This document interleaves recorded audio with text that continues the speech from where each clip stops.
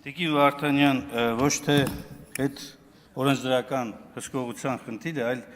օրենսդրական փնթի աշխատանքի հետևանք է։ Ես ուզում եմ հիշեցնել, այս փոփոխությունը, որով անձնանունների արգելքը դրվեց, 2022 թվականին է եղել։ 2024 թվականի դեկտեմբերին, այսինքն մեծ փաթեթով, այս ամբիոնից, որ գովաբանվում էր այդ փոփոխությունները, որ մանրակրկիտ նայվել են, քննարկումներ են եղել, Տիկին Ջուլակյանն էլ ոգևորված պաշտպանում էր այդ փոփոխությունները, այդ ժամանակը եւ նաեւ հիմնավորման մեջ էլ եք դա նշել, որ տեխնիկական պատճառով նախադասություն բառը փոխարինվել է պարբերություն բառով։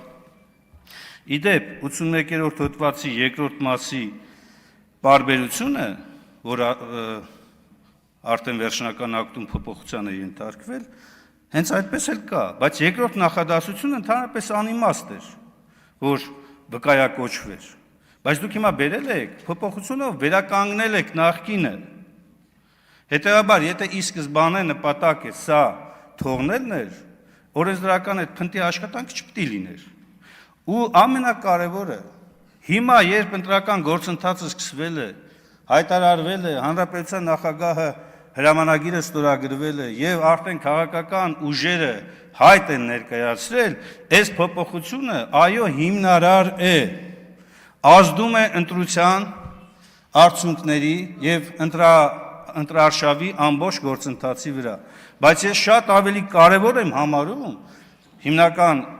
նախագիծը ներկայացնելու ժամանակ էլ ավելի բացատրեմ ինչի մասին է խոսքը, շատ ավելի հիմնարար իրավունքների իրացման մասին, սա իրավունքի իրացում չէ, սա վարչական կարգով արգելք է,